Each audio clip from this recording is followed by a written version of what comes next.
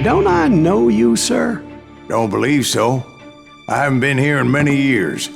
Name's Silas Greaves. Silas Greaves? The bounty hunter? Used to be. What are you doing here in Abilene? Just passing through. Got a little business to take care of. Well, sir, it would be an honor if you would allow me to buy you a beer. Hell, son, it would be my honor to drink it. I'm Molly. Howdy. I'm Dwight. That's Jack and Steve. Ben's behind the bar. Oh, I bet you got some great stories. A couple. Any of them true? Jack, be nice. A few. What about your shootout with Henry Plummer's gang in Bannock, Montana? Is that where you started as a bounty hunter? That's what it says in this here dime novel. Don't believe everything you read in them dime novels, boy. First man I hunted was back when I was riding with Billy the Kid. You knew Billy the Kid? Damn right. That scrawny son of a bitch had no fear. Wouldn't back down for nobody. I heard he collected the 10 stars off any crooked lawman who crossed him. It was a war, boy. The Lincoln County War. And Billy promised his regulators would take the life of every bastard who helped bushwhack John Tunstall. Kid had a big chip on his shoulder and a hair-trigger temper. Made him dangerous as hell.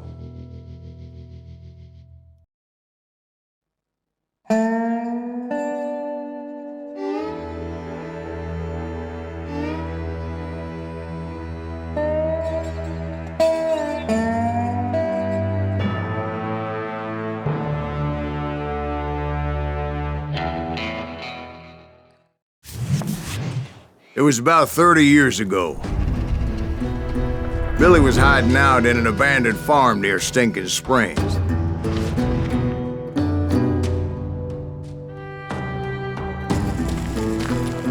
I threw in with the kid because the man I had sworn vengeance on was riding with Billy's enemies. But before I tell you why I want that sumbitch dead, let me tell you what happened that day. I was heading back to the hideout when suddenly I had this funny feeling. Funny, ha-ha?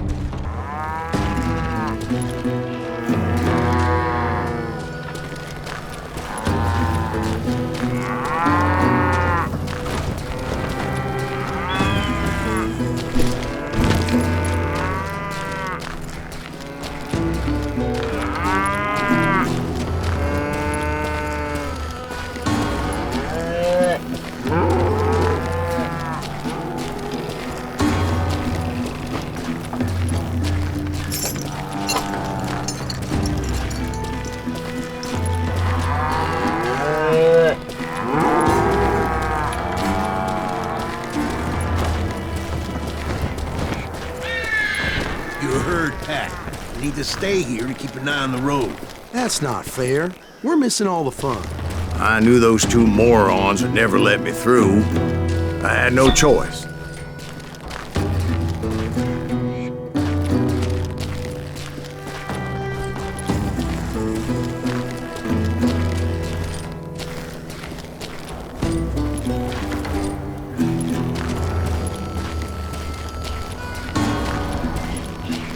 Who's that? Is he with us?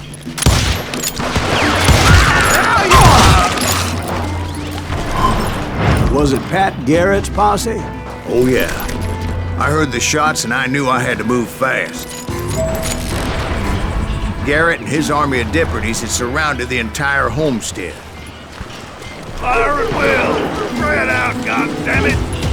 They're coming from the rear! I decided to help Billy and the boys out of here. So that's just what I did. Hey, we have one behind us! Stay on it! Covering fire!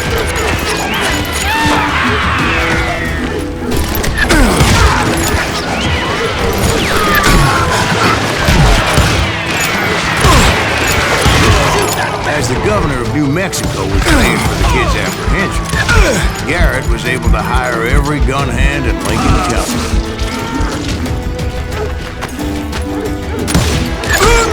You think you can kill me too? Get out here! You ain't going nowhere!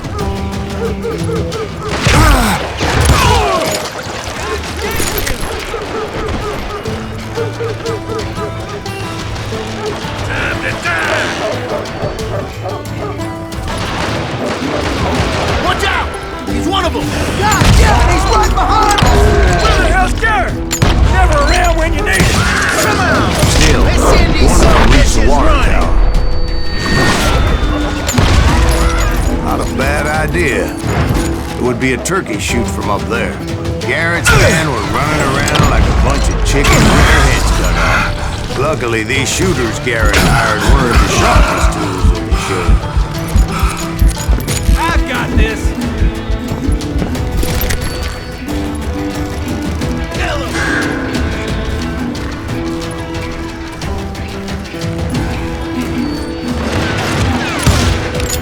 A lot of them were saddle tramps or sod busters or drunken drifters looking to make a few bucks.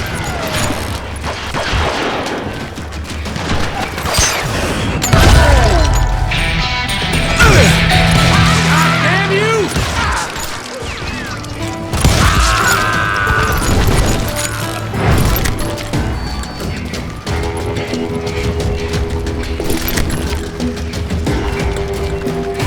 Then, I heard a friendly voice yelling at me from the window. Back door! We'll cover you! Stop aiming, you idiots! Truth be told, In the things weren't window! much better behind Watch the your house. flank!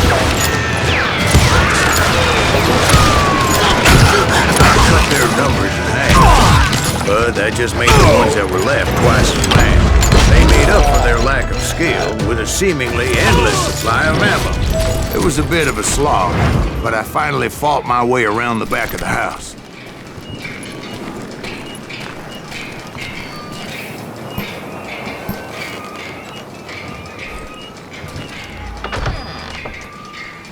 And like that, You'll all I be was dead, you inside, bastards! none the worse for wear. I passed Dirty Dave, and upstairs I found Billy and Charlie in a Bolton. rat in a trap! I'm done with you! How about that? Huh? You like that?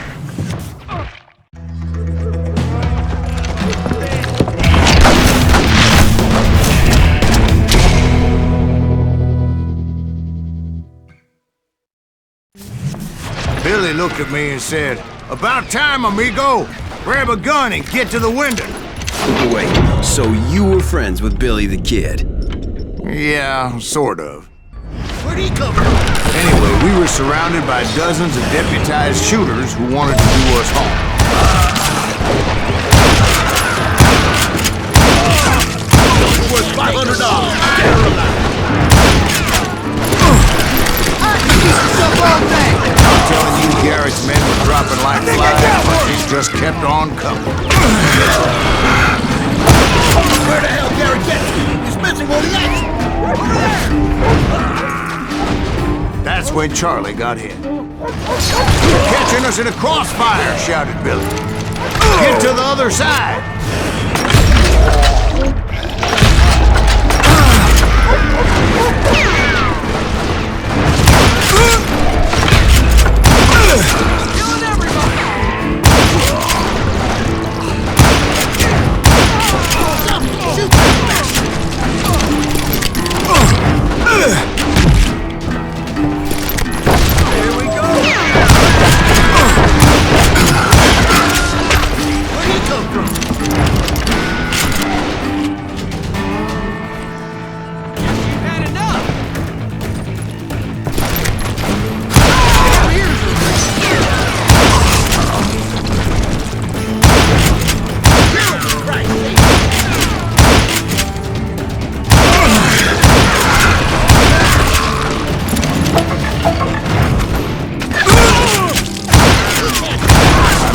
Cocksuckers I personally put down. It was pretty clear, even to Billy, that maybe discretion was the better part of valor. What's that mean? It means that it was time to cut and run. "They got a Gatling!" Billy shouted. "Get the horses and bring them round back. I'll draw their attention." He directed that order at me, and I thought, why the hell do I have to do it? But I went anyway. Dumbass that I was back then.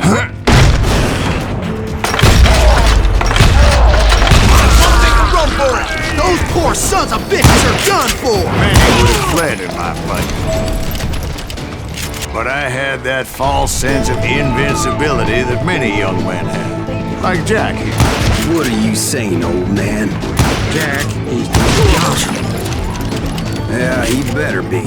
Mr. Greaves, please continue. Please, call me Silas, ma'am. Now, where was I? You were heading for the barn.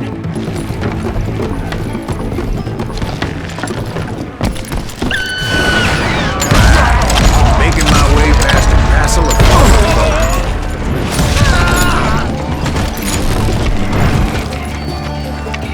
This Sounds like Garrett hired a whole regiment of guns. Yeah, and just when I thought I was done with them, more of these hapless bastards would pop up.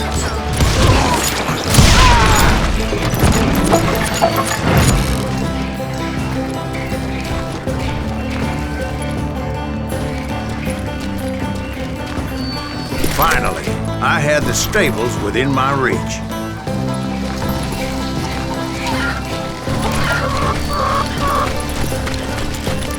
And that's when I met Sheriff Pat Garrett.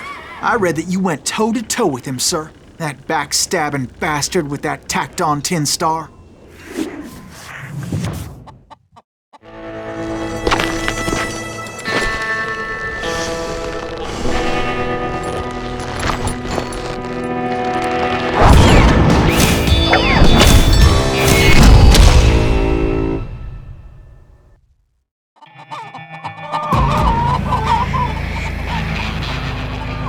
Challenged him to a showdown. You read that in a dime novel? It said he showed no fear as he took your measure with eyes like a rattlesnake.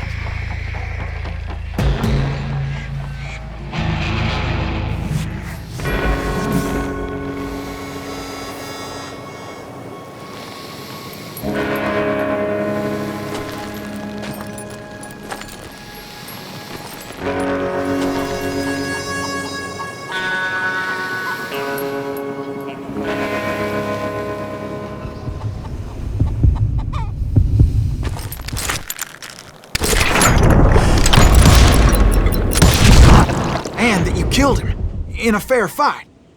Is that what that penny dreadful said?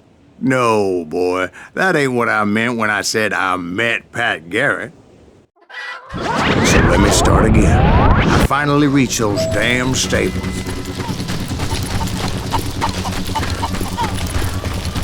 Stepped inside, and last thing I heard was Garrett's voice.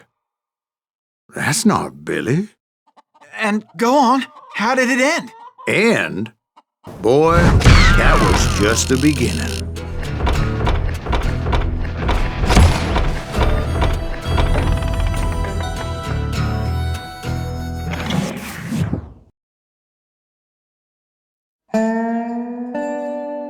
So what happened? Did Garrett arrest you? Yeah, after I came to, the bastard had clocked me with his Colt.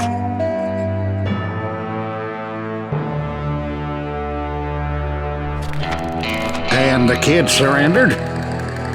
When he realized there was no getting out of there alive. So they locked you up in Lincoln? Indeed they did. Sentenced me to hang right along with the kid.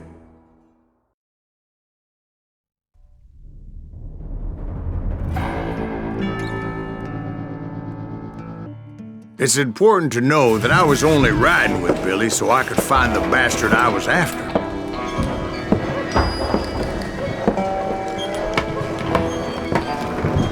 He was with John Kinney's gang, and they were sworn enemies of Billy's regulators. Why were you after him? I owed that son of a bitch a bullet for what he had done to me and mine. Instead, all I got for myself was a goddamn death sentence. Luckily, it was right around then that I heard Billy make his move. He shot Jim Bell and a few other guards as he made his getaway. Later, they wrote that some lady friend planted a pistol for him in the privy. What the papers didn't say is that Billy helped me escape, too.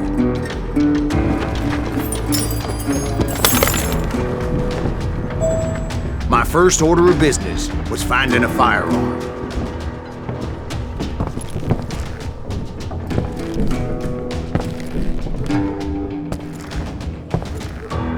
Luckily, I located Deputy Bob Ollinger's mean-ass shotgun.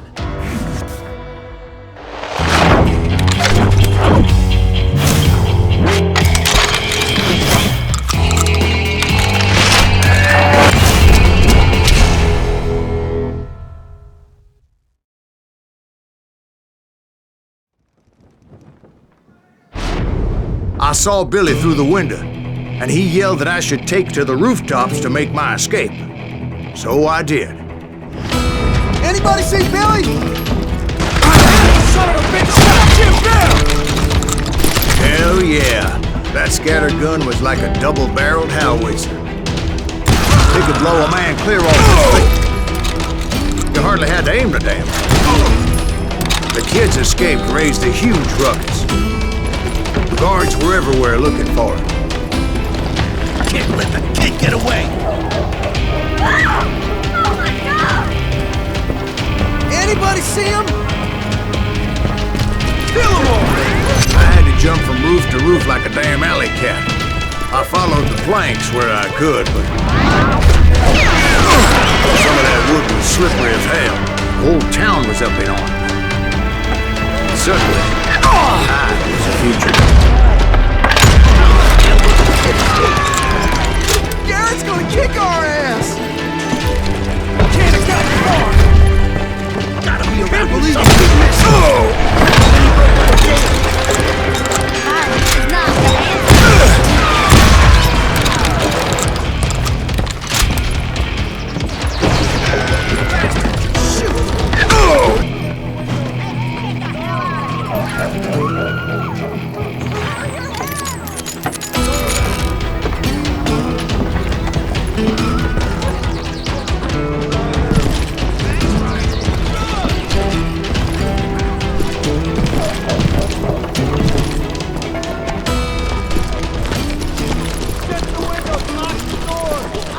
So that bastard you were after, what did he do? He did me and my family a grievous harm. But I knew if I was ever gonna find him, I would need to get my ever-loving ass out of there. I tried to be stealthy and sneak my way past. This town needs a moment's peace.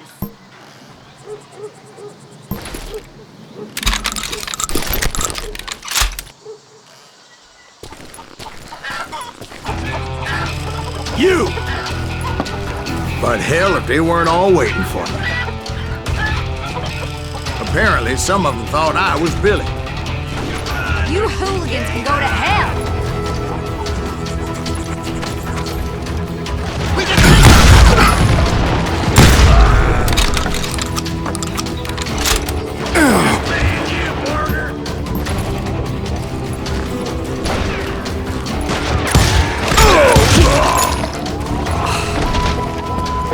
He's in town somewhere! See, me and the kid shared a certain similarity in build and color. I was just glad I had Deputy Bob's mean-ass shotgun. They're shooting in the street.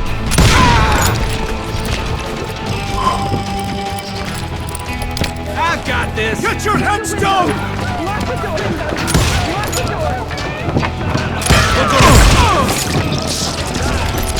I knew I needed to find a horse.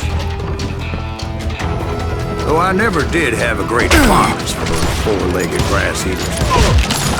Smelly, sweaty, ungrateful beasts. We prize them too high, if you ask me.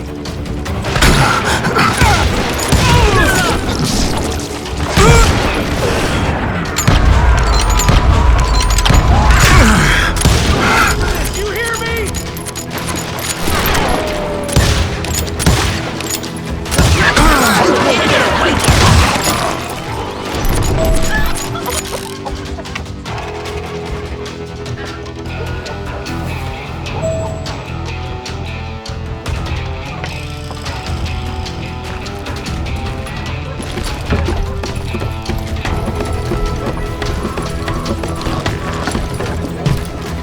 Damn town's going to hell in a handbasket!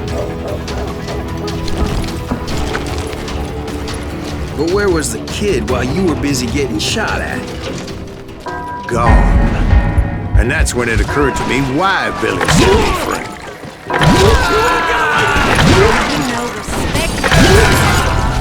So I could be a hapless decoy and draw attention while he snuck out of town.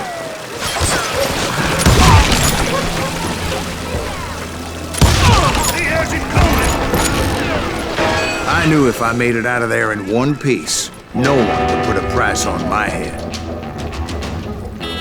Because everybody in Lincoln would be dead? No. They all thought I was Billy.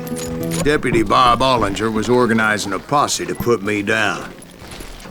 He was already a mean son of a bitch, but he was doubly pissed that I stole his mean-ass shotgun. Anyway, it was me or them, and the only way forward led me straight to perdition. But the cards were dealt, and I had no choice but to play.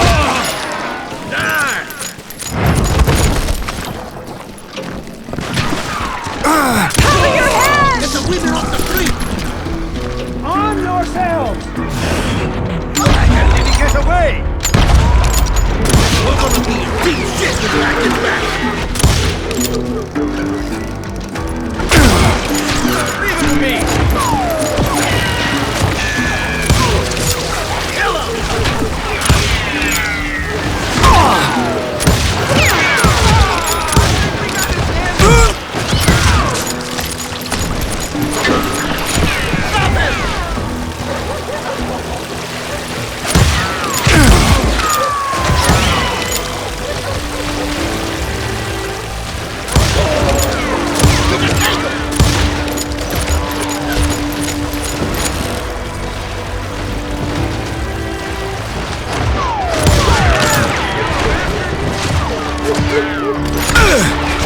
Let's do this!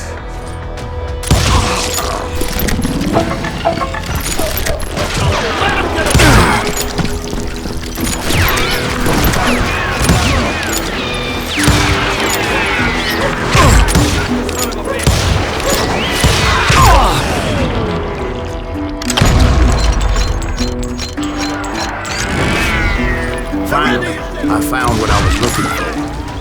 The stables on the edge of town.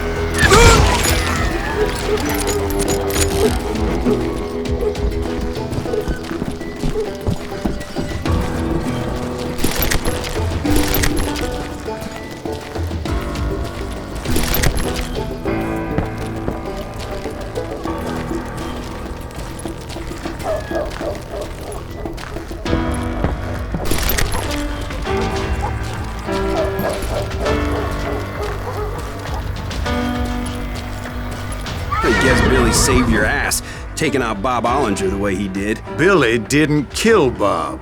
Well, sure he did. He dispatched him right after he shot Deputy Bell. No, sir. Because Bob came right up behind me, angry as hell that Billy had lit out. "Hello, Bob," I said. "I think you better let me go." And he says, "I don't think so, boy. Not with my shotgun." So we stood there in the middle of the street.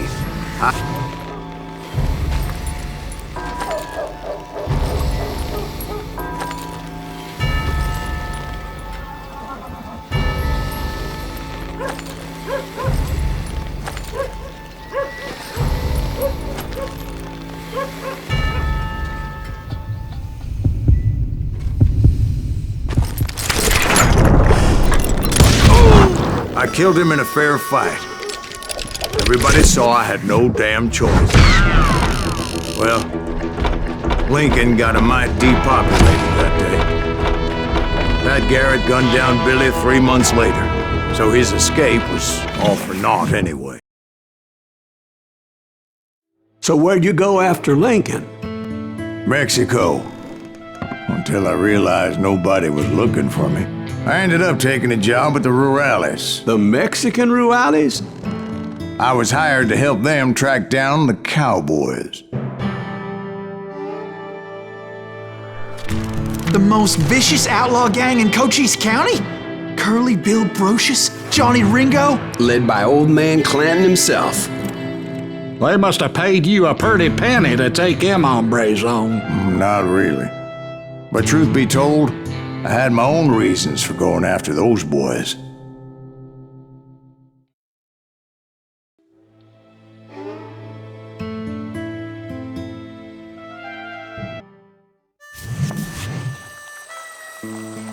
So was the bastard you were after now riding with the cowboys?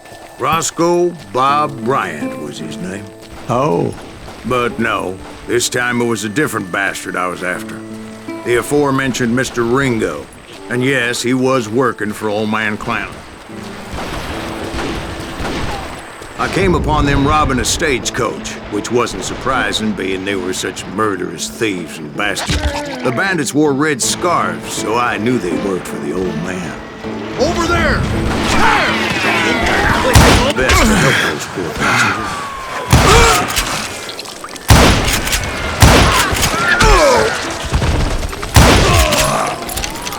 Moments later, the attackers were dead, and I checked the stagecoach to see how many passengers were still breathing.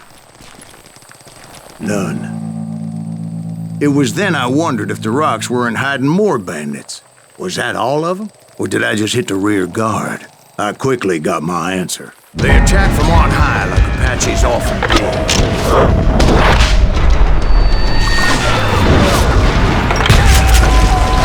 They would appear in great numbers from above and rain down lead on their hapless enemies' heads, making use of the high ground, whatever else they had. Yep, the Apaches always appeared out of nowhere, and there never seemed to be an end to it. Were you attacked by Apaches?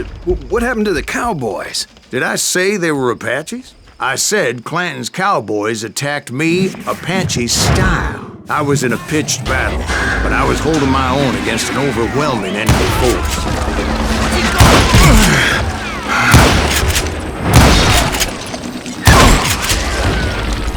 See, at the time, I was still pretty green, but often blunder into regrettable situations. But I just kept shooting at anything I didn't see Ringo, but I knew he was with the cowboys. He and Roscoe Bob had done me a dreadful wrong, and I was determined to have my revenge. To get to Ringo, I knew I'd have to fight my way past these other assholes first. Unfortunately, I was running out of ammo. Another perfect example of my relative inexperience as a hunter of men. I immediately knew that a tactical retreat was called for, as my vengeful fury was much less impressive without the bullets to back it up.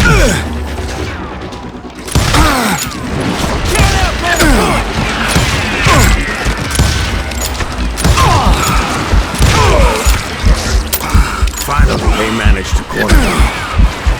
Trapped as I was, the odds of my survival seemed pretty slim.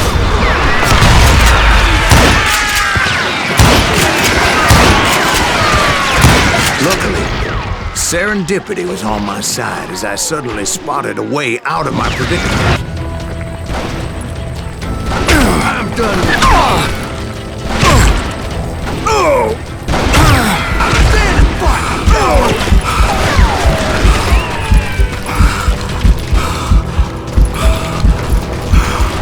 I ran ahead as if the devil himself was after me. Bullets were whizzing by my ears, but I wasn't about to roll over and die. I just kept running like there was no tomorrow. Because there wouldn't be if Clanton and his men caught up with me. As I was scurrying around those caves, I thought, what was I thinking? Going up against a gang like this.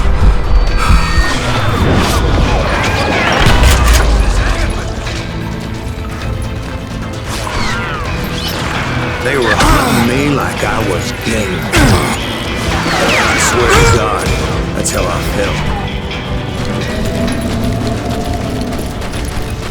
felt. I just kept running, not knowing where the hell I was going.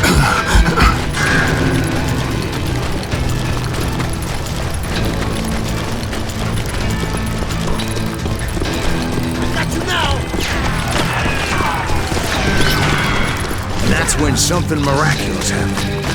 Like manna from heaven, I found the desiccated remains of what looked like an Apache warrior. The old weapon next to him supplied me with some much-needed ammunition.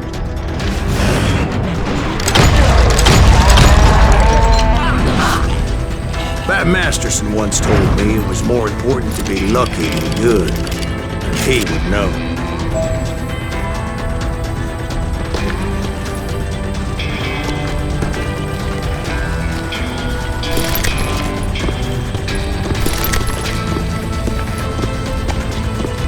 imagine my surprise when I found a fistful of dynamite to go along with that ammo. That stroke of good fortune evened the odds and bolstered my confidence. It was time to turn the tables. Time for the prey to become the predator. Time for the hunted to become the hunter. Time. All right, Jesus, we get it. They were right where you wanted them. That's right. I was done running. And the old man's boys were not expecting that. No, sir. I came at them like a wildcat. My fury knew no bounds.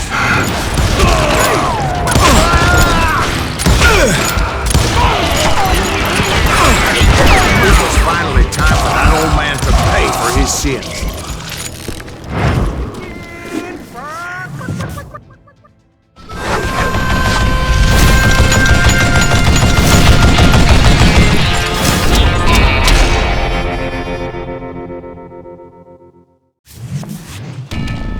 I yelled out.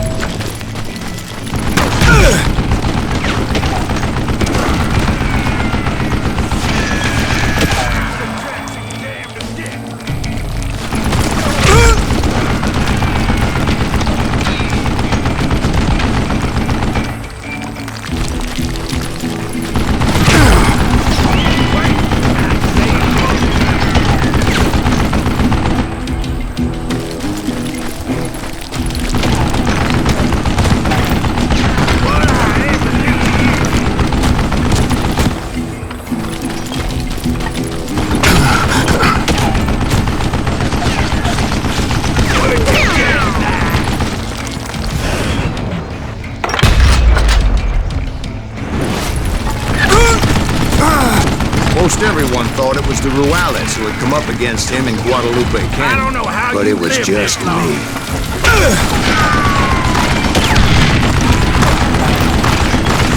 Against him in Guadalupe Canyon. But it was just me.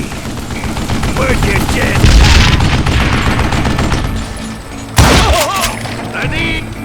I'll pull you right out of there.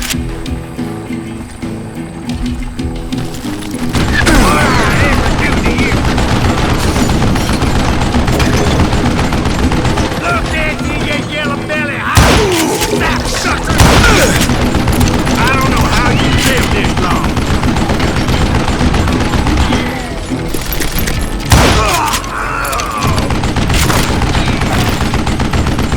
Wait a goddamn boat.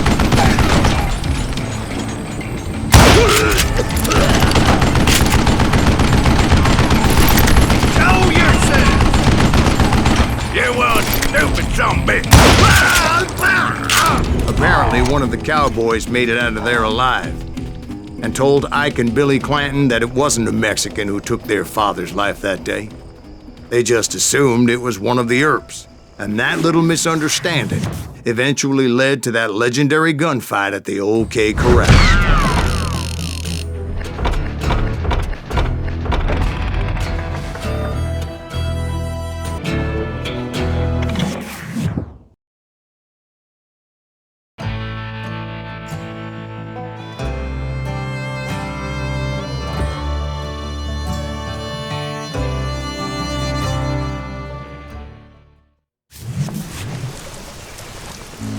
A few weeks after that dust-up at the OK Corral, I was still after Johnny Ringo.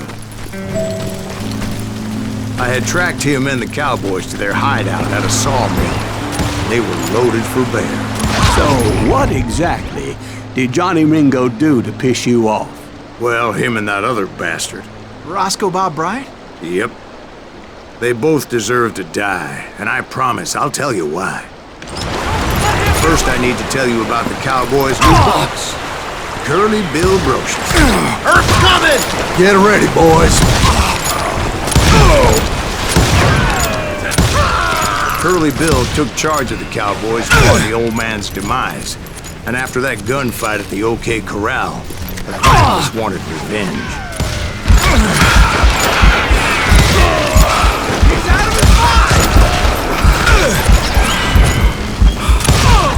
So they murdered Morgan Earp and grievously wounded his older brother, Virgil.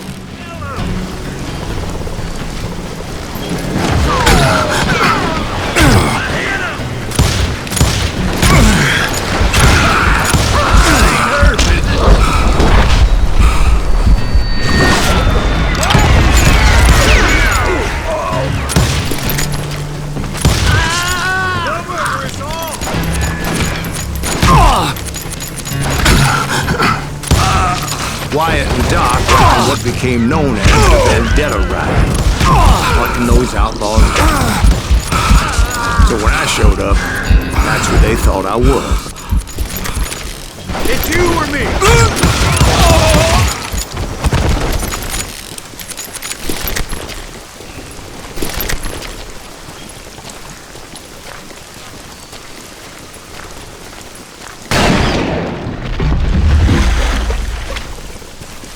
There were killers around every corner, all wearing red bandanas.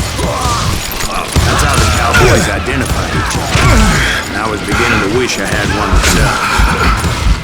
But I wasn't about to let Ringo walk away unscathed. And that's what drove me forward. They say that Ringo was eternally fast. Hardly saw anyone faster, boy. Certainly not Wyatt Earp. That man was all hat and no cap. Earp wasn't much of a match for him, but Doc Holliday might have taken him. That lunger should have kept his nose out. He never charged anyone for the murder of Morgan Earp. But everybody knew that Curly shot him in the back. That was common knowledge. Yeah, maybe so. But Ringo had nothing to do with it. He was just being loyal to a friend. Excuse me, sir. I have a question. What's that, Dwight? After old man Clanton died, why didn't his son take over the Cowboys? Because Ike Clanton was dumber than a box of rocks and a yellow belly to boot.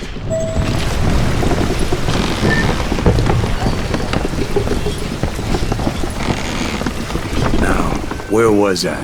Taking down the entire cowboy gang single-handed. Indeed I was, Jack.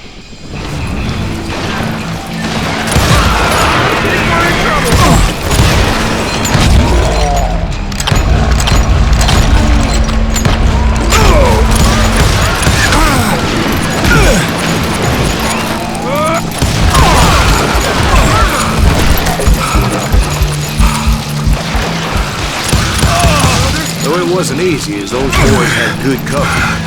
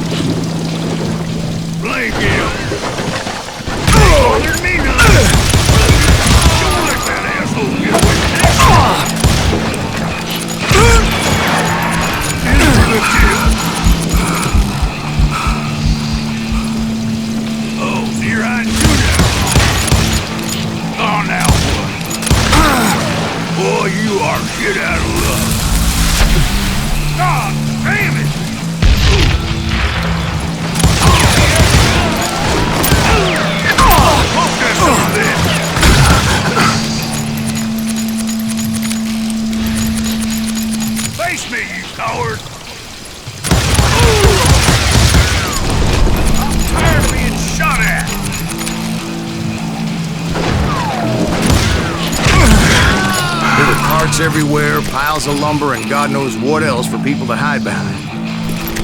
That really was one hell of a sawmill. Quite an impressive operation.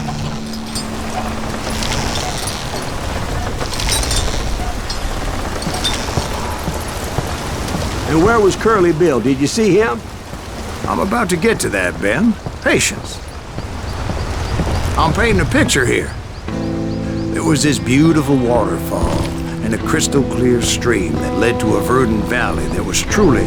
Consider your picture painted. What happened next? Well, finally the bastards that were still alive made a last stand.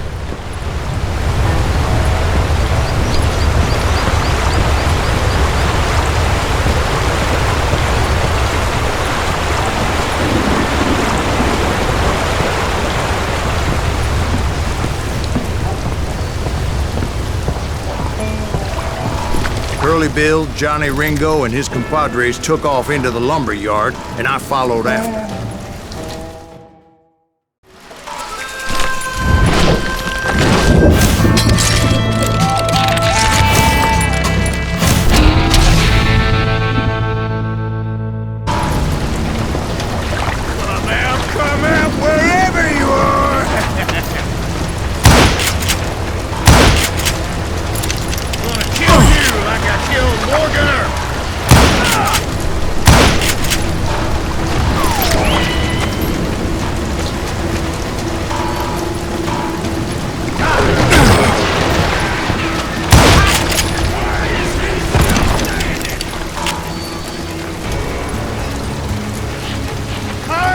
like a scared little puppy. Let me out here.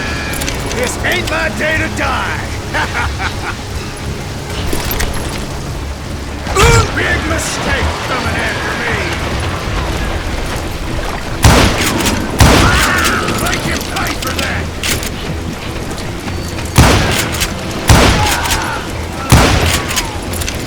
Did that son of a send you to kill me?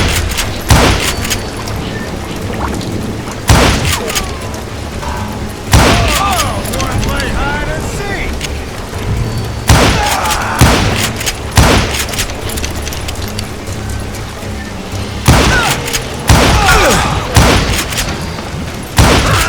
You asshole!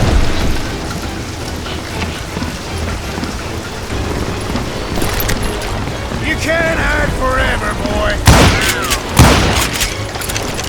Brocious gave me no choice but to take his life. But Ringo was nowhere to be found.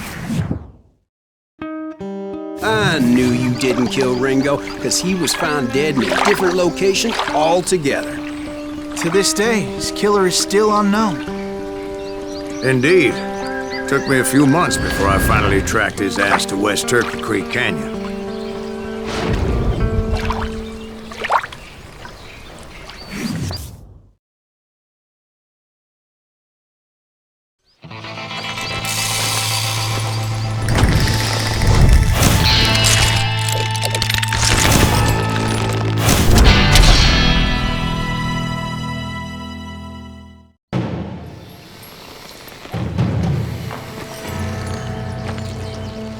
That's incredible, sir. I always thought that Doc Holliday was the one that killed him.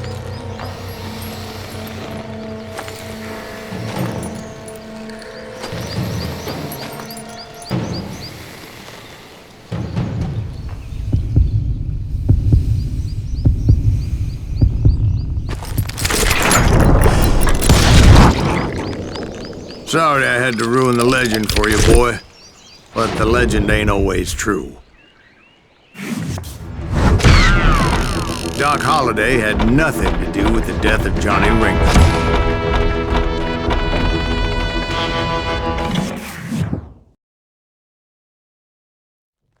I was paid a healthy bounty for Ringo and Curly Bill, and realized there was real money to be made. That's why I went after Henry Plummer.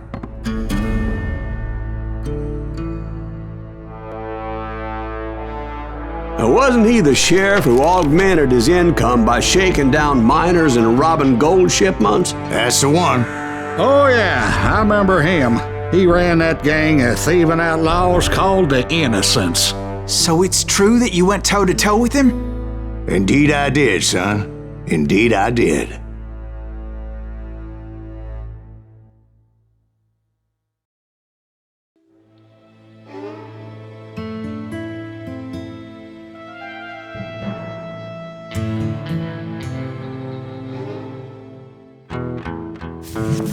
I knew I needed resources if I was going to track down Roscoe Bob Bryant, and hunting Plummer looked like a good way to get rich quick.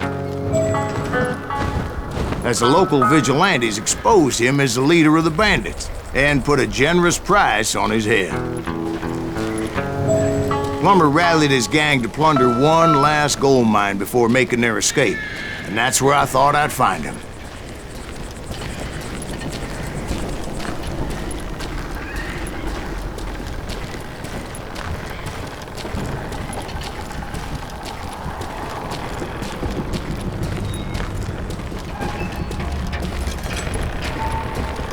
It makes me nervous standing so close to all these goddamn barrels of gunpowder.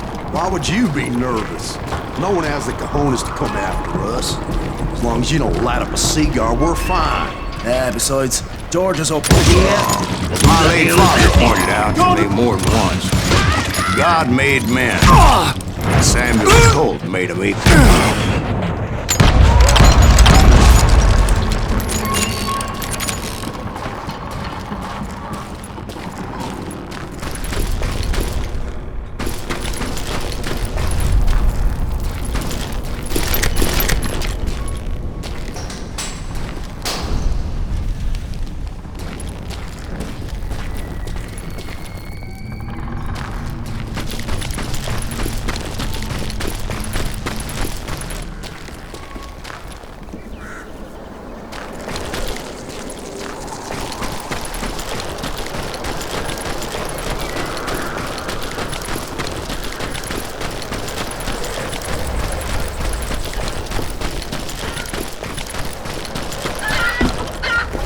knew that dynamite wasn't mine, so I decided the polite thing would be to return it.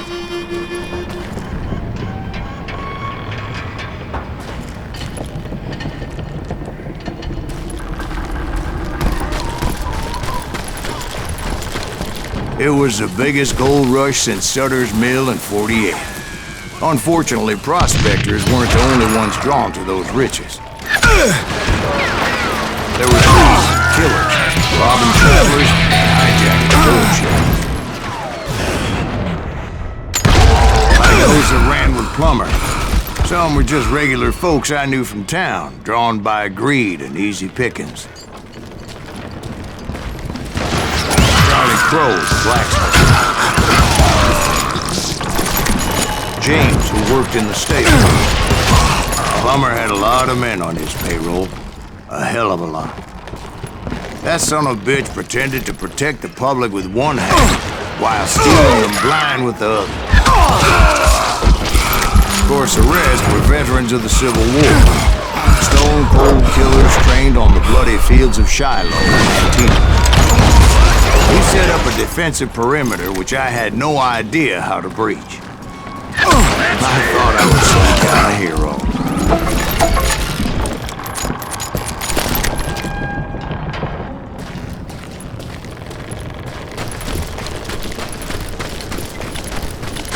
I finally made it past and headed on to meet my destiny.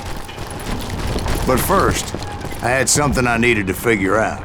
I had a few ideas on how to get into that mine, but once I made my decision, I knew there was no turning back. So my first thought was to enter the nearest mine portal. I saw an entrance. Made sense.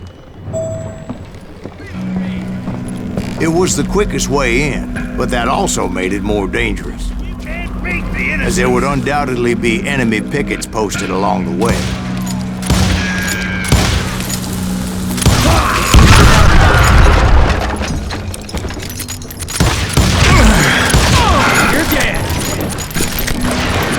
Besides, once you enter a mine like that, it's easy to get all turned around.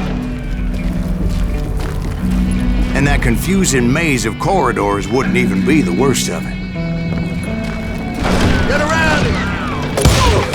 Some of those shafts could be as deep as hell.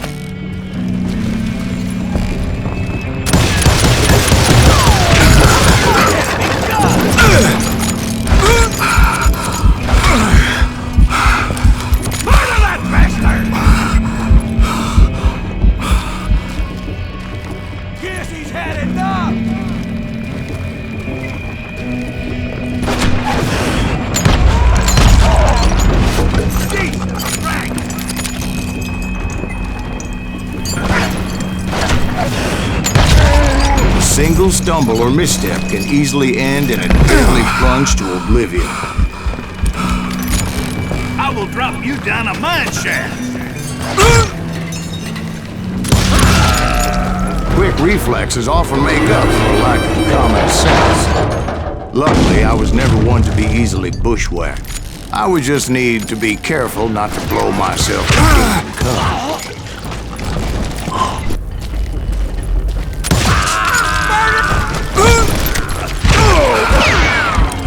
One wrong bullet could have turned that mine into a dad-blasted tube.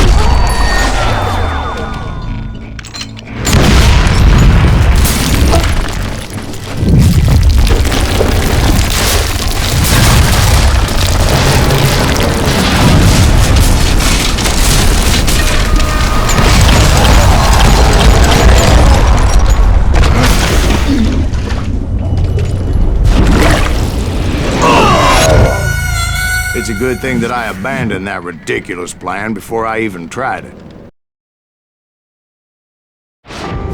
Instead, I spotted a ladder, way into the mine from the opposite side.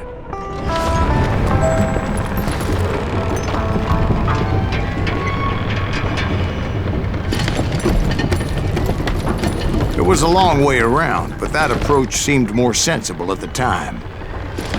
Of course, being I had a problem with heights, that scaffolding scared the bejesus out of me. Climbing down that ladder required some caution, because even though I had a younger man's reflexes, No man can dodge a damn bullet while climbing down a rickety ladder. I needed to make a leap of faith, which ain't easy when you're suspended between heaven and hell.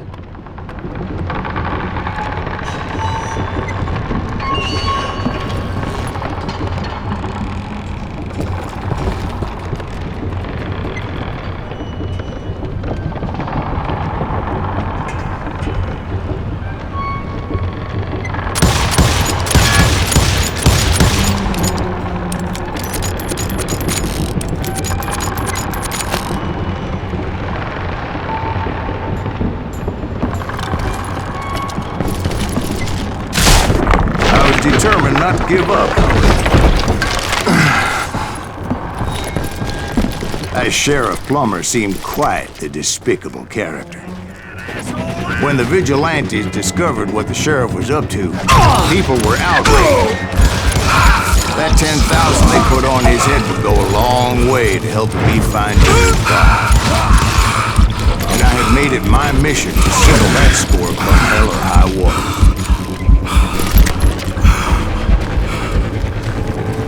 But first, I would have to make a choice.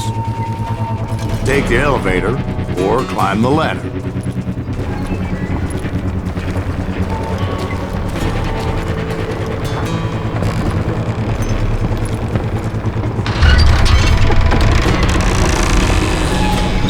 I picked the more convenient and more dangerous route.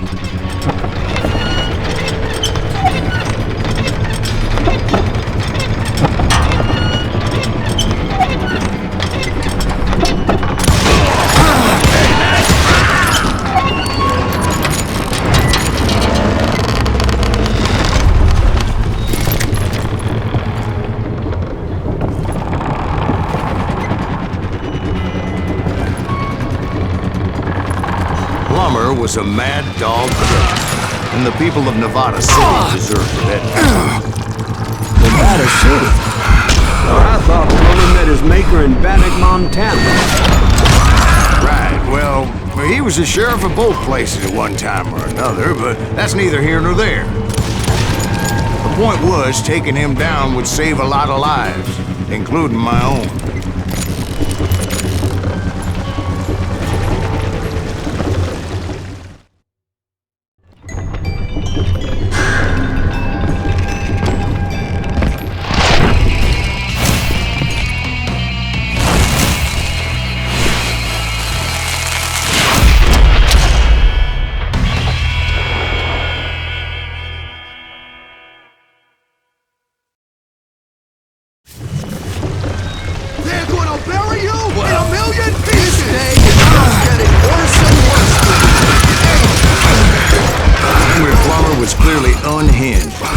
See right away that this was going to take some doing. Show yourself!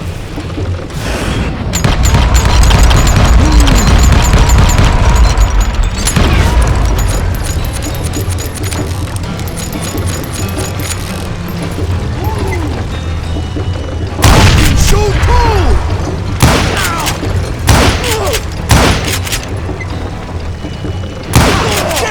I need some help here! Come on, boys! Take this cocksucker out!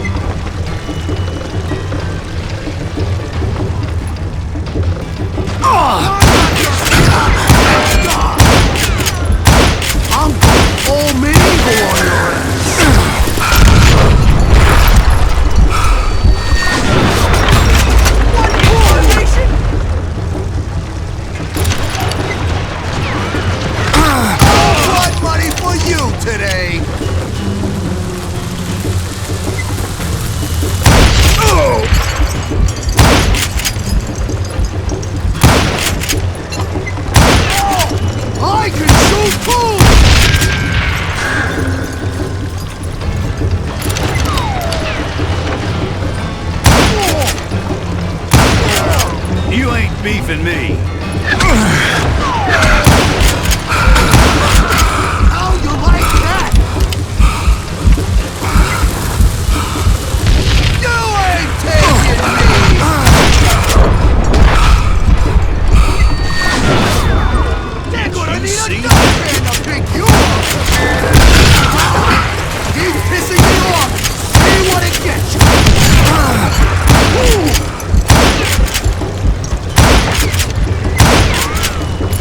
I'm going all medieval on your ass! Thanks, man! Son of a bitch! So that's how Henry Plummer died. Him and his crew were worth their weight in gold. And now, I was officially a bounty hunter.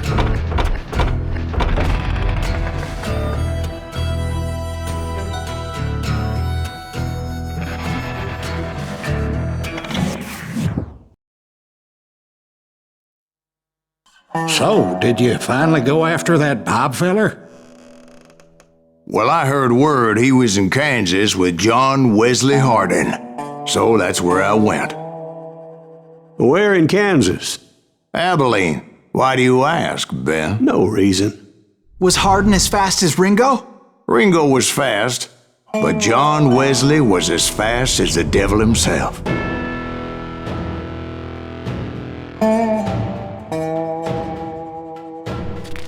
Hell, he killed his first man at 15. From that day forward, he had a price on his head and wouldn't back down for nobody, not even Wild Bill Hickok himself.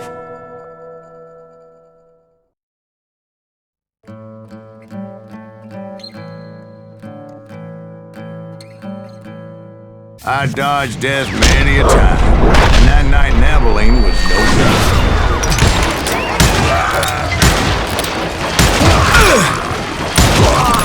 I was there with the intention of finding that bastard Bob and collecting the bounty on John Wesley.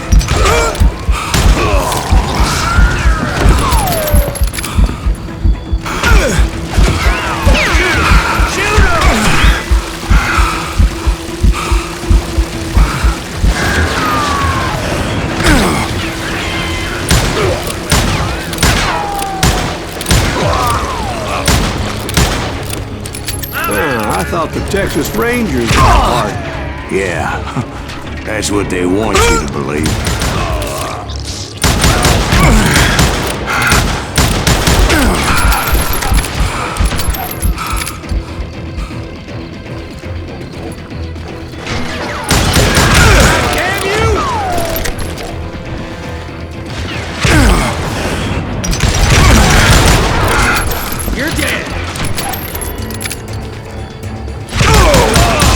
It was Colton, a witch's tit, and a brass bra that night as I fought my way past his loyal compadres to the very same saloon we're sitting in today. Look around and imagine this place painted in blood. Hardin was waiting for me, and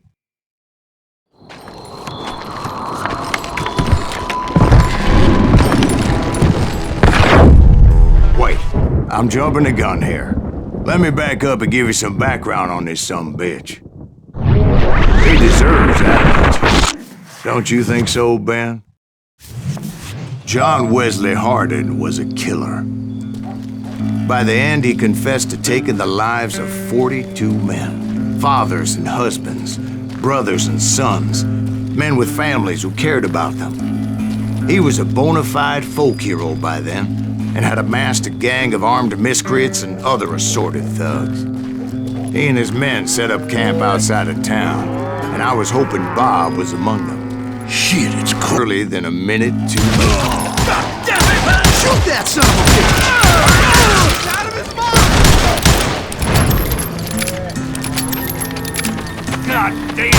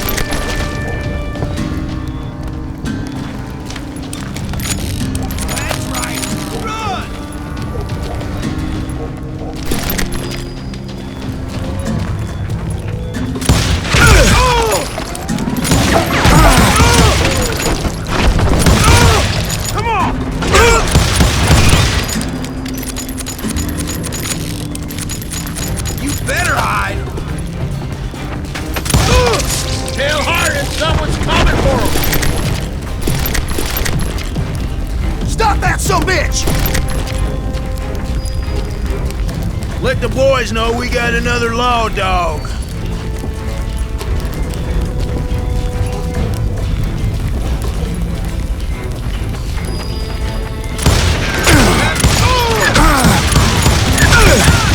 I wondered if Bob was among them.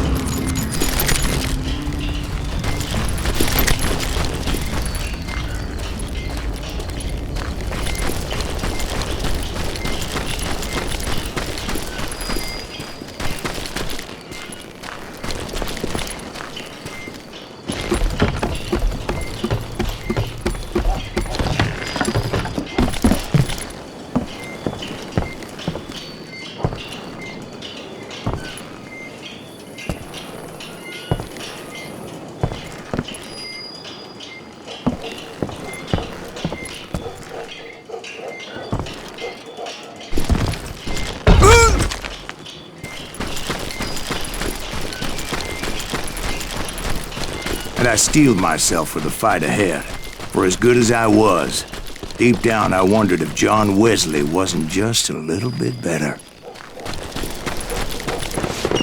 Before I could test my mettle against Hardin, however, I would first need to dispatch his cadre of hired killers.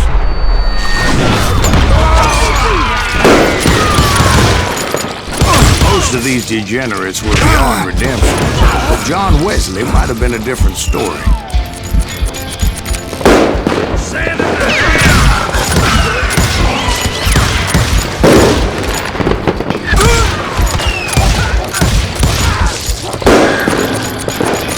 I didn't learn until later that that night was in fact his birthday celebration.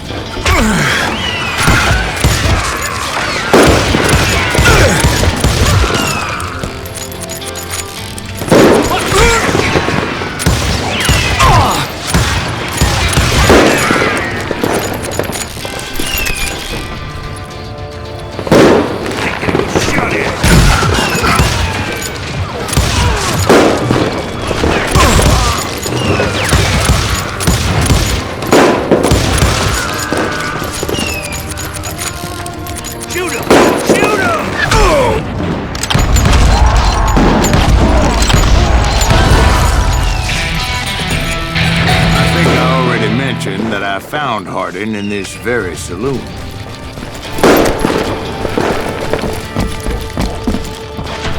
Suffice it to say, nobody there was happy to see me.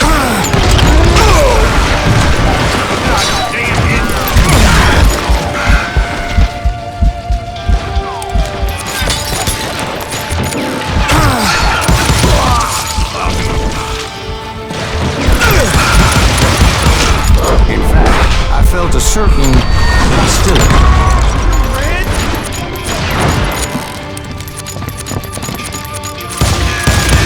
You know you can't beat me.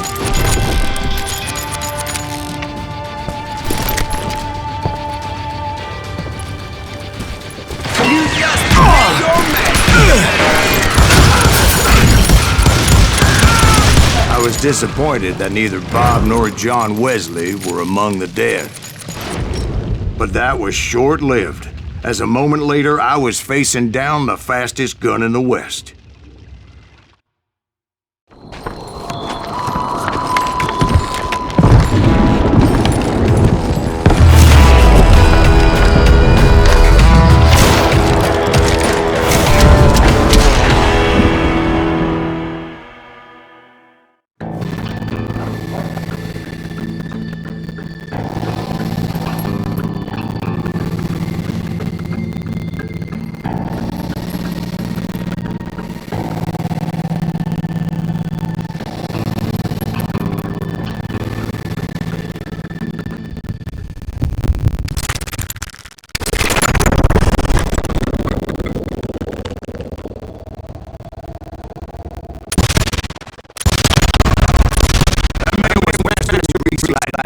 But being as angry as it was, he didn't count his shots, and now he was at my mercy. So he didn't die? No, I sent him to prison. Years later, after he was free, some restless avenger killed his life. Shot him in the back, just like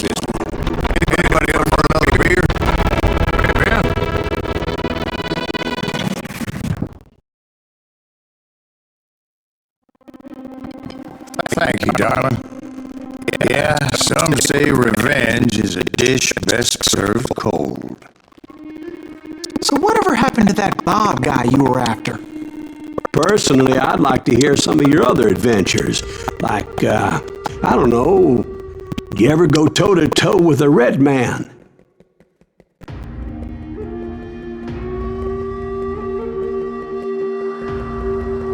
Yes, I did, Ben.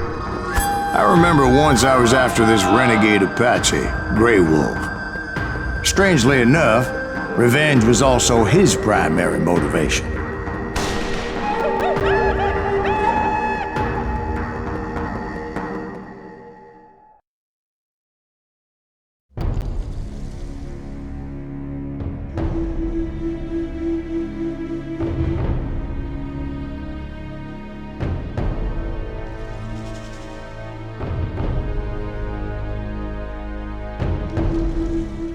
A bounty was put on Grey Wolf's head, and that's how I came to hunt him in the mountains. Mountains so high they tickled the nether regions of heaven.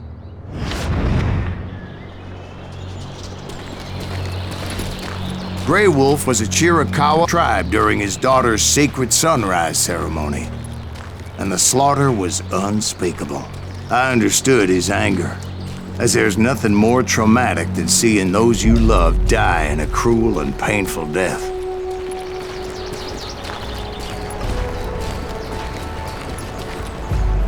Right from the beginning, I couldn't shake the feeling that Grey Wolf was watching my every move.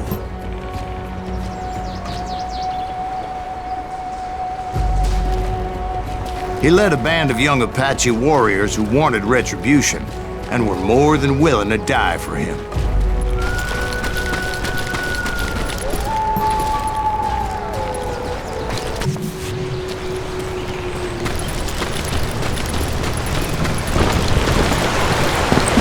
They saw me before I saw them.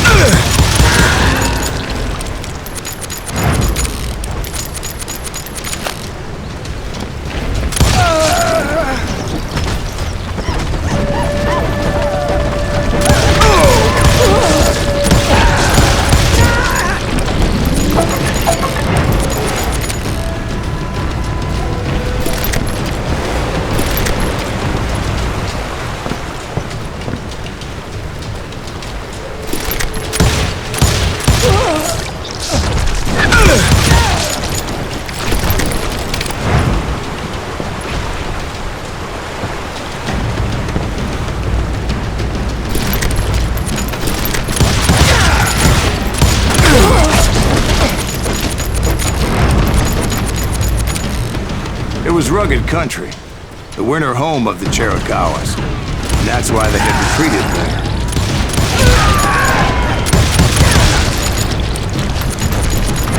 I admit to having some regrets about going after them the way I did. But then again, I got a lot of those.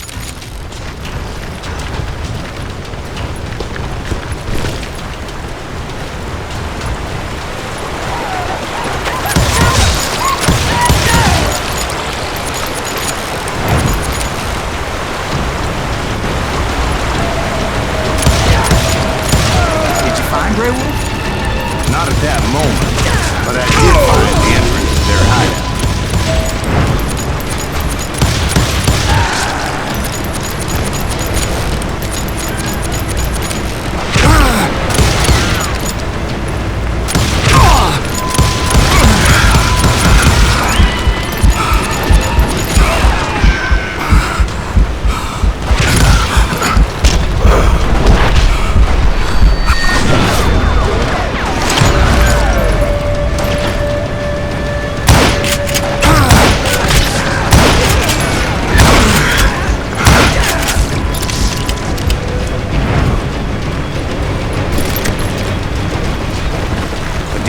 crevice that led to a deeper cave. How are you in there? Yeah, but it's not out of bravery so much as pure, angry cussedness.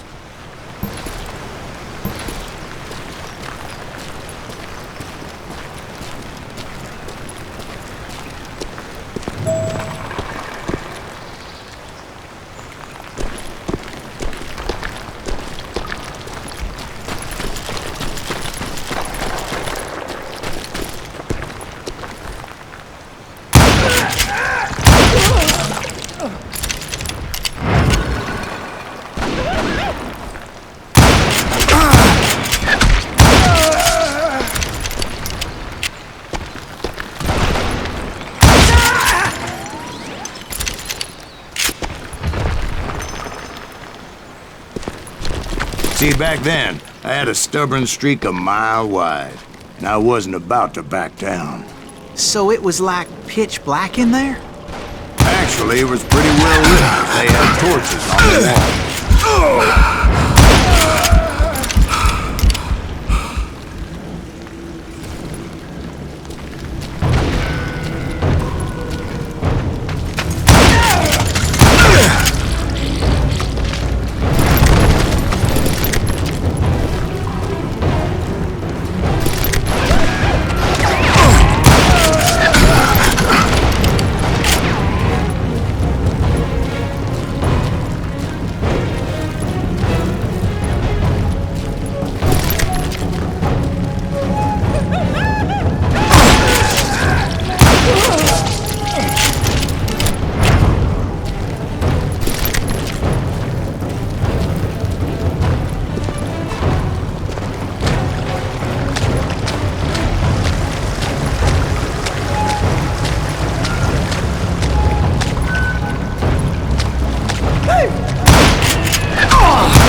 Was his cave? Big as hell, Ben.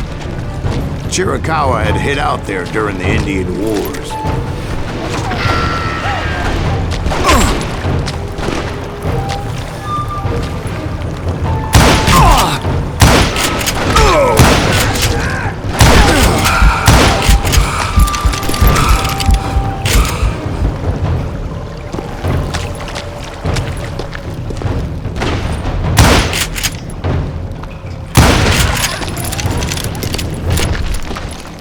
They thought it was haunted with the ghosts of those murdered by the horse soldiers. The cave was haunted with dead Indian...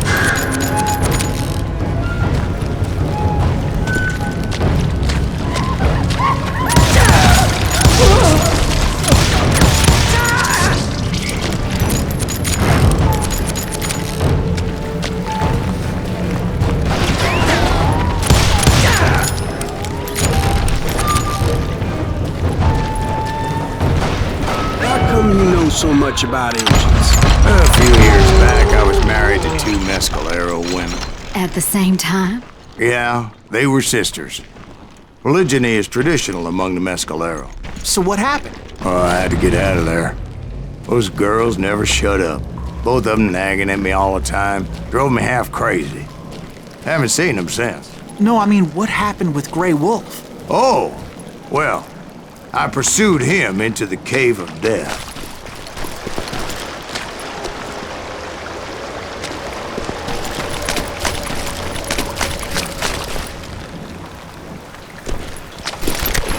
I came upon this flooded grotto, and that's when I saw him. He came to me unarmed and unafraid. His voice echoed in the shadows, and I sensed he meant me no harm. You carry great darkness in your heart, and if you do not release it, it will claim your soul. The sound of his voice put some kind of ancient Indian spell on me. As his story unfolded in my mind. You will come to this place again and kill many more men, and the darkness will grow until it consumes everything that you are. The soul would have no rainbow if I had no tears. He said I was a great warrior, a coyote man, unequaled by any other pale-faced warrior. Something like that. The snakes will bite shadows of your past until a venom poisons your heart, and an echo of the song of the dead summons the spirits deep from within the mountains. I didn't quite get what he was saying, but there was definitely snakes. And indeed, his warriors surrounded me and attacked me like hungry wolverines. They couldn't stop me, though, and Grey Wolf wasn't in the mood for idle talk.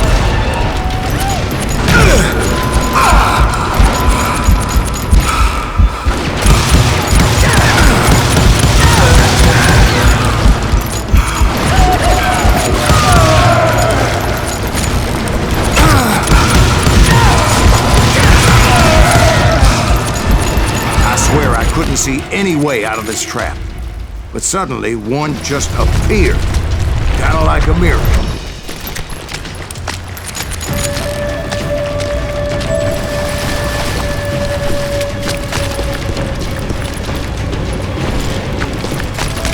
I felt like I would be lost in that damn cave forever. Finally, I found myself back outside, perched on the edge of a precipice, overlooking a thundering white-water river.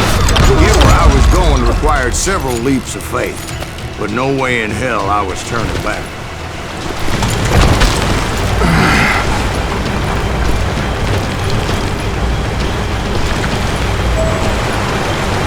I chased after him, determined to make him explain the meaning of all that mumbo-jumbo.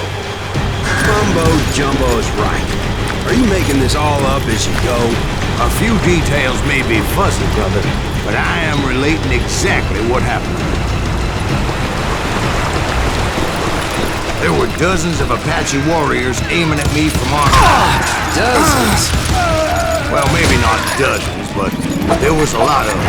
At least 3 or 4. Well, more than that, little lady.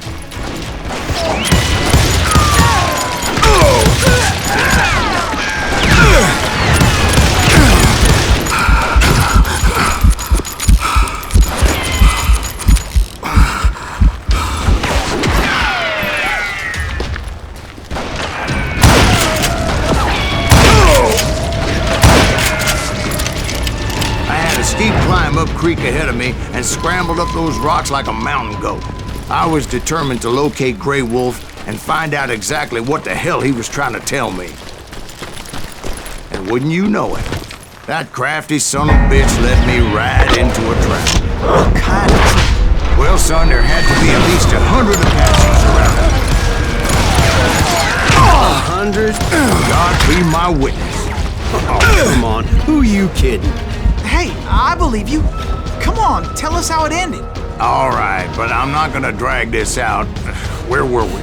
You were surrounded by 100 Apache warriors. Well, I didn't take the time to count them exactly, but there were a lot of them.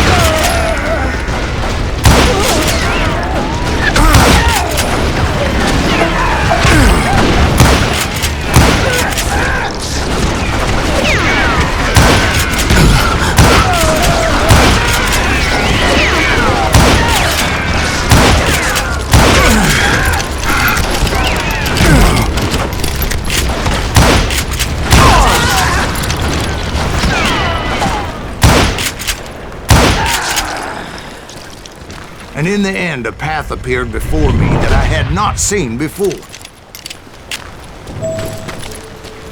I followed it as I desperately needed to find out what Grey Wolf was trying to tell me. But it was like that son of a bitch disappeared into thin air.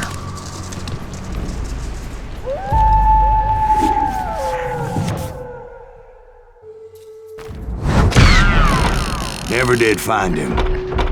And never did collect my goddamn bounty. Thank you, darling. It's interesting how the truth can sometimes seem might malleable, depending upon your point of view. Like how those dime novels make you out to be something you're not? Jack, don't be starting trouble. No, he's right. They do tend to exaggerate. Did they exaggerate your part in taking down the Daltons? Well, I was there in the flesh, boy, so I saw what happened firsthand.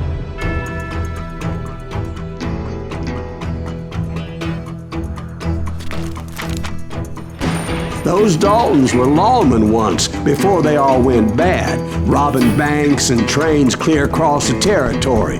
Until Coffeeville, of course. I was one of the citizens who took up arms that day. Fighting on the side of right? I did my best, sir. We all did.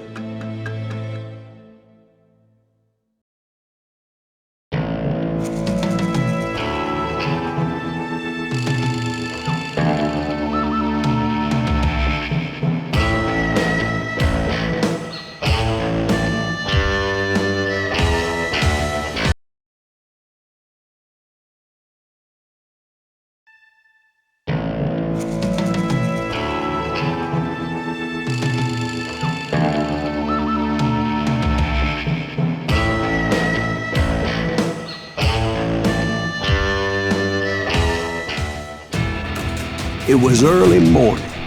One of my friends was a local gunsmith, and he handed out firearms to anybody who'd take one. You see, the Daltons got it in their heads to rob 2 banks at the same time. 2 banks on the same damn street.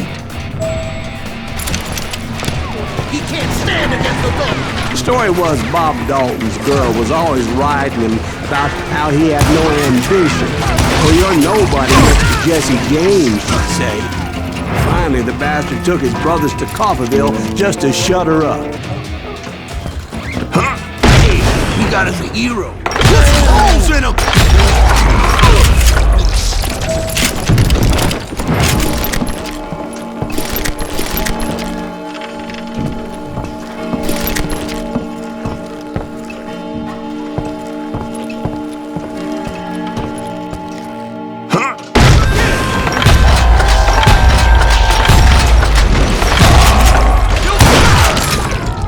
The brothers paid dearly for their stupidity, but everybody knows they had it coming. There's more to it than that. I read all about that day, so I know for a fact that it went down very differently. First of all, it was high noon. A posse of U.S. deputy marshals were on the rooftop across the street. Get ready, boys. They're gonna make a move. Lawmen had been tracking the Daltons for months. Now they finally had them dead to rights. Among them was a bounty hunter feared by many lawbreakers. The marshals tried to get the Daltons to surrender. They'll give up eventually. We just gotta wait to sell the bitches out. This bounty hunter knew that the brothers were far too proud to ever lay down their guns. He went in there alone to confront those criminals. One of the marshals shouted, "Where are you going? Are you crazy?" He paid him no mind. He saw a way to get around to the back of the bank.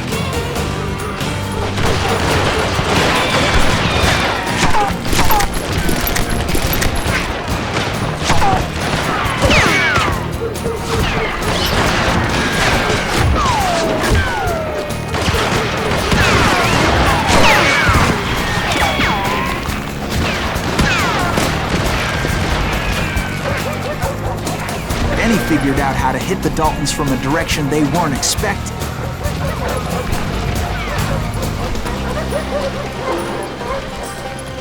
From above. Fortunately, A water tower was right there.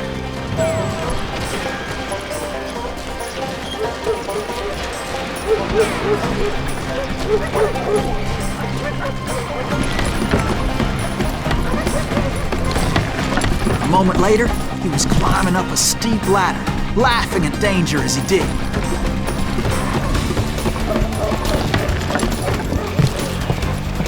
It was brave men like him who risked their lives to tame this wild country.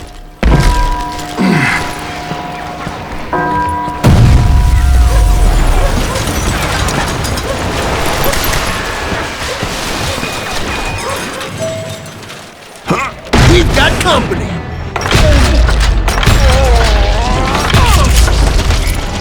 Heroic men like him, who did what other men couldn't or wouldn't to make this country free. Like Jim Bowie and Davy Crockett, who died defending the Alamo.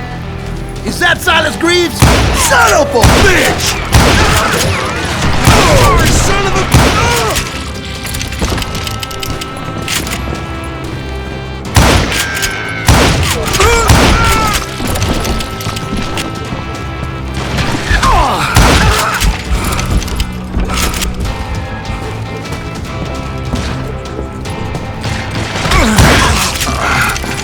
Over there!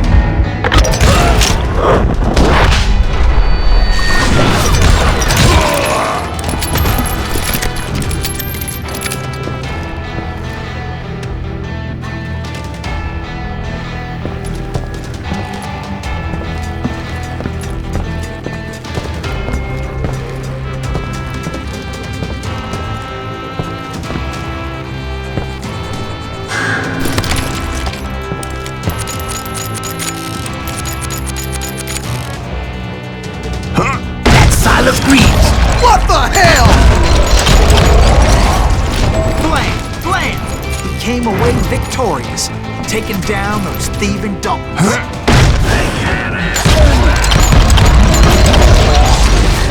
His name was Silas Greaves, and when the dust finally settled, he was the last man standing.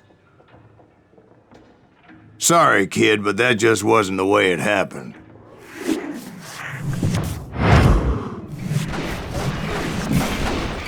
It was early evening, not high noon. Daltons blew up a safe, and were all set to hightail it out of there. Those pathetic deputies surrounding the bank were dropping like flies.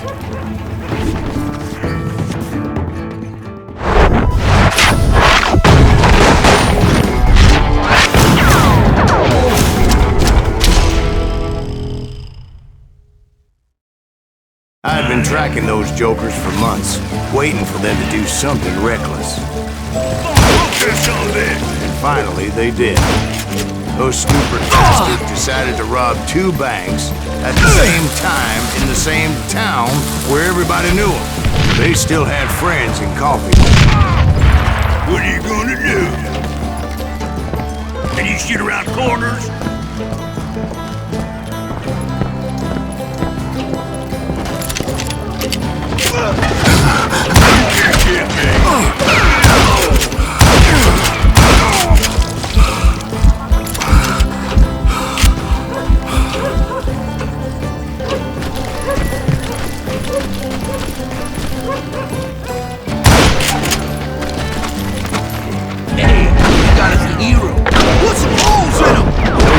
Came after me like a pack of wild dogs, tooth and nail.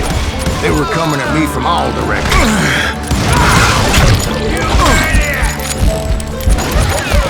I caught sight of the Daltons running with the money and didn't want to lose them.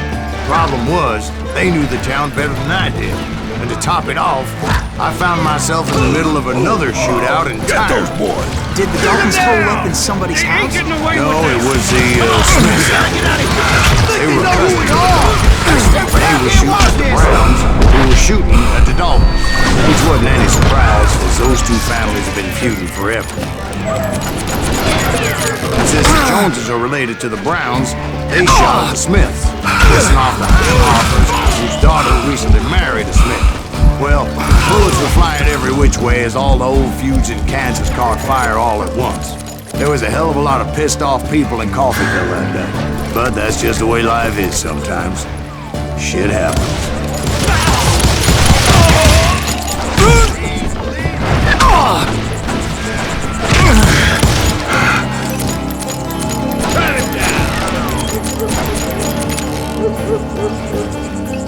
Hey, we know where you're at!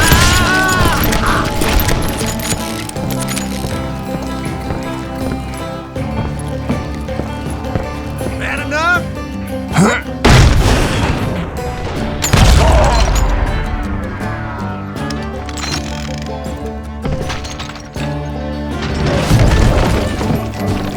That's it for you.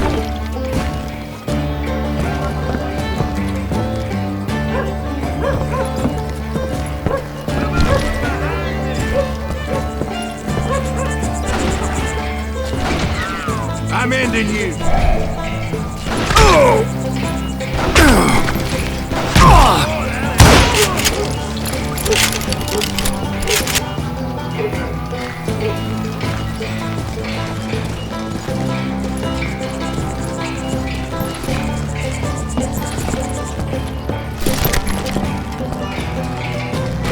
The Dalton boys knew I would never give up. Those Daltons weren't the sharpest knives in the drawer, but they always stood together.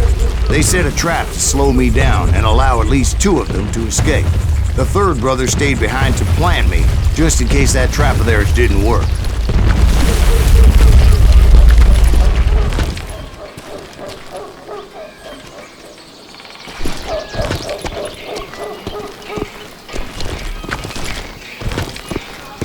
It was Emmett, the youngest, and he decided to stand his ground and face me down. I ain't afraid of you, Silas Greaves.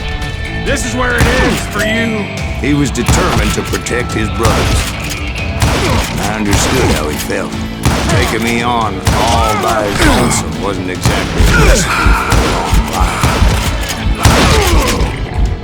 But Emmett Dalton survived the robbery in Coffeeville. He's the only Dalton who did. They say he was shot 23 times. Well, Dwight, who do you think put all those damn holes in him? But I have to admit, that boy had grit.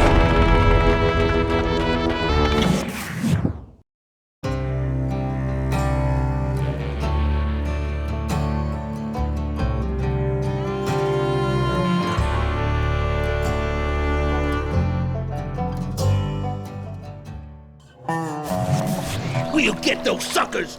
It took me a couple of days to track the Daltons down.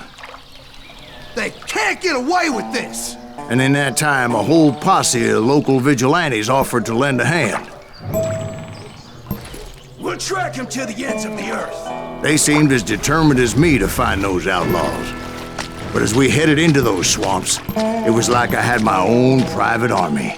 There was no way those boys were getting away this time.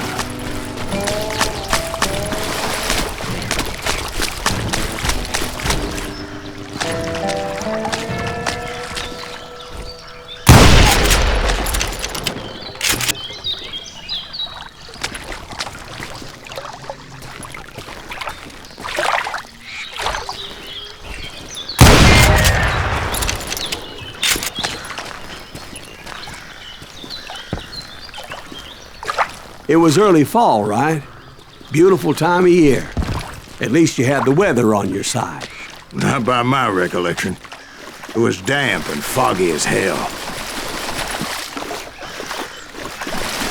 It was tough to stay on a true course, so we kept an eye out for landmarks.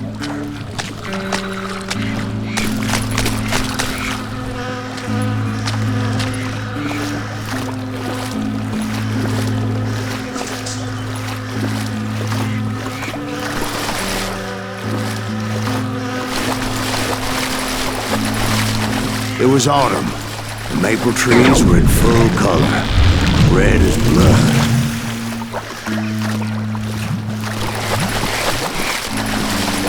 The rains that year were torrential, so the whole area was flooded. The vigilantes had spread out wide, and pretty soon I couldn't see anybody.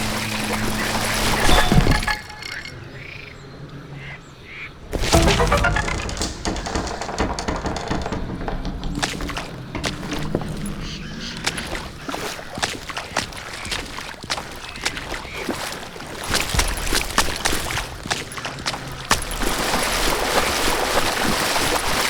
them in the swamp! Plant them where they stand!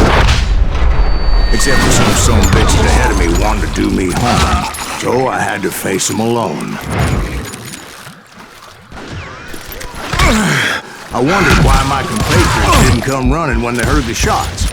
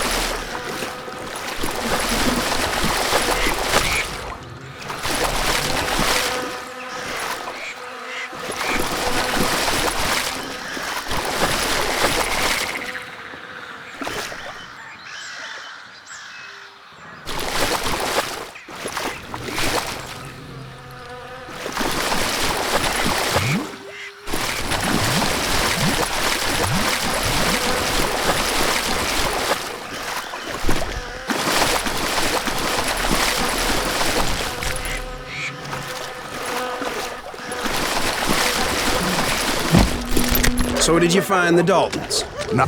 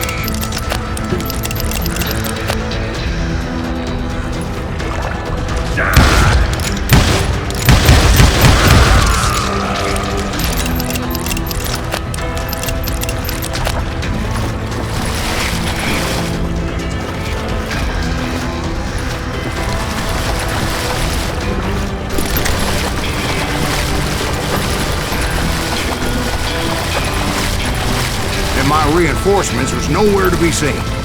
Point being, I was under serious attack. Somebody kill that sumbitch!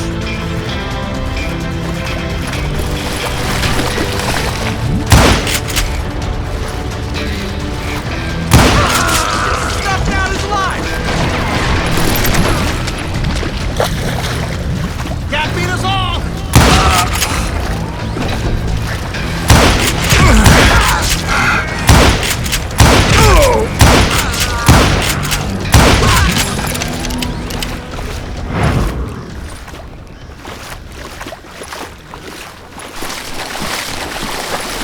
But luckily, a barn materialized as it right before my eyes. I scrambled up top to get a better view, but just ended up falling inside.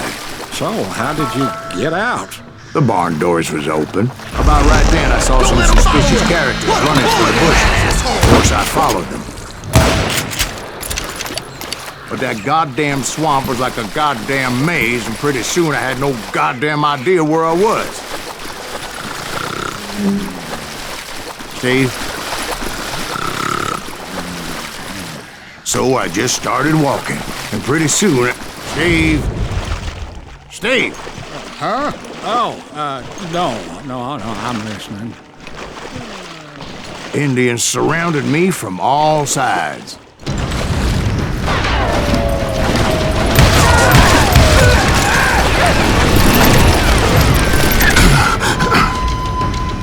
Indians? There were Indians? No. I just wanted to make sure Steve was paying attention. Now, where was I? You were following the Daltons through a swamp?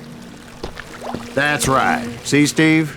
Dwight's paying attention. No, I'm listening. I was just resting my eyes. So, where was I? The Daltons. Right. See, there's a reason so many outlaw gangs made it. So did you ever find the damn... You Kansans breed like rabbits. Or Smiths or Heimhoffers or who knows what. But hell, what's more important than family? I bet Ben knows what I'm talking about.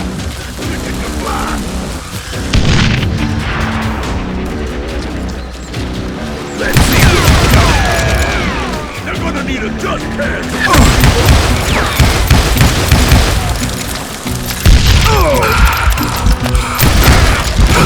Go down.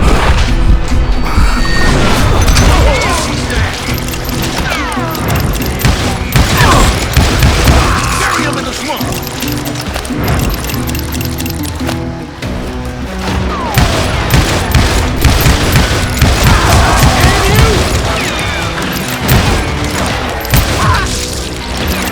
You're dead!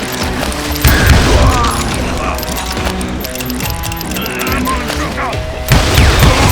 It's too good for him! You can't get me! Ain't bothering me now! Yeah!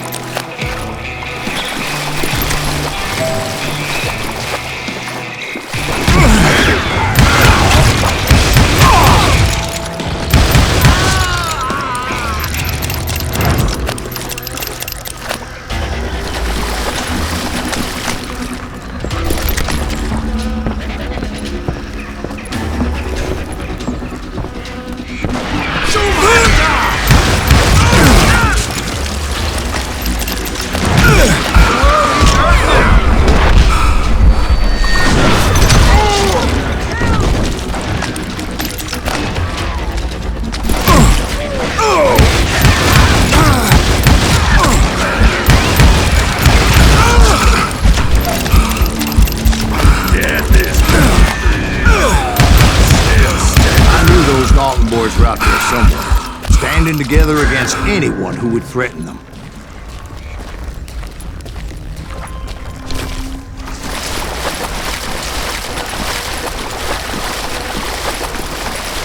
That's when I saw it. A goddamn steamboat. A steamboat? In a swamp? Yeah, Steve, but this wasn't much more than a wreck, really. But how'd a damn steamboat end up in the swamps? Guess it floated off during the flood of '89. Now, was it a stern-wheeler or a side-wheeler? What? Does that really make a difference, Steve? It was a steamboat with a goddamn army on board. It was it.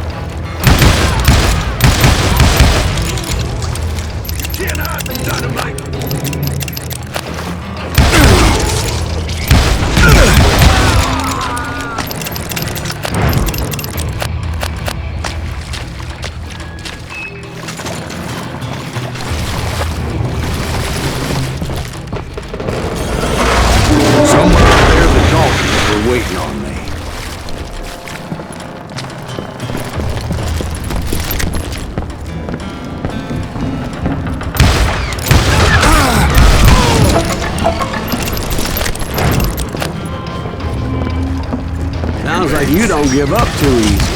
That's the kind of man I am, Ben. I set out to do something. I do it. Surrender just ain't in my nature. Plus, I'm stubborn as hell.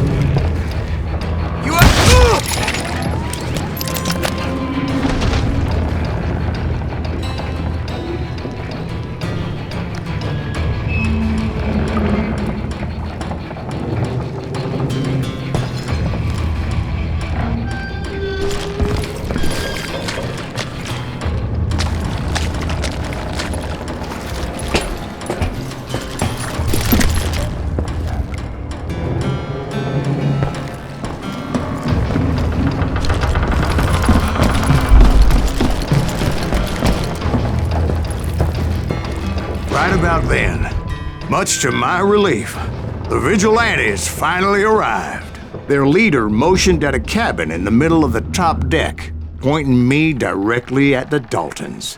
I finally had them, after months of dogged pursuit. But it turned out that they had me. Take him out! I'm sending you to hell!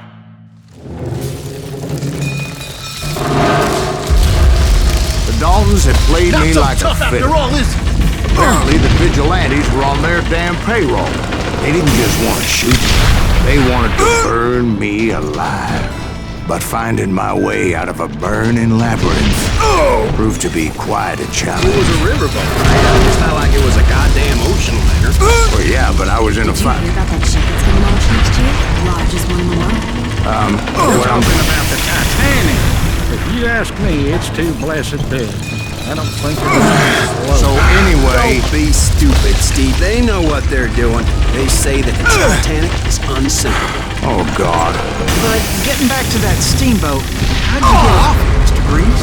I took in a lot of smoke that day, so I admit my recollection might be a bit hazy. Somehow, I managed to finally disembark. It was time to settle...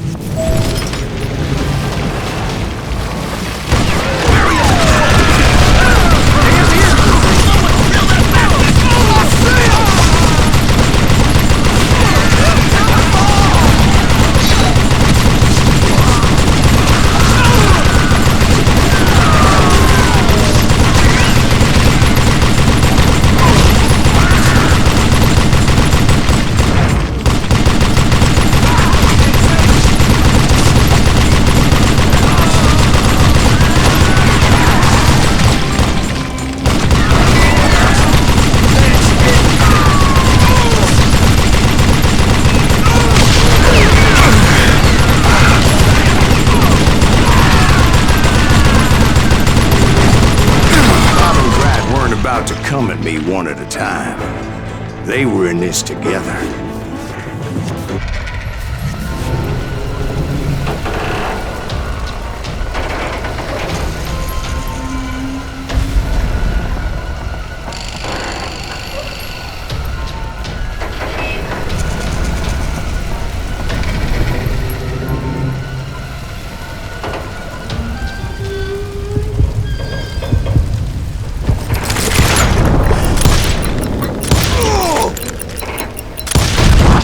They got it wrong. A sad end for those two. If they'd only known that Emmett was still alive despite his wounds.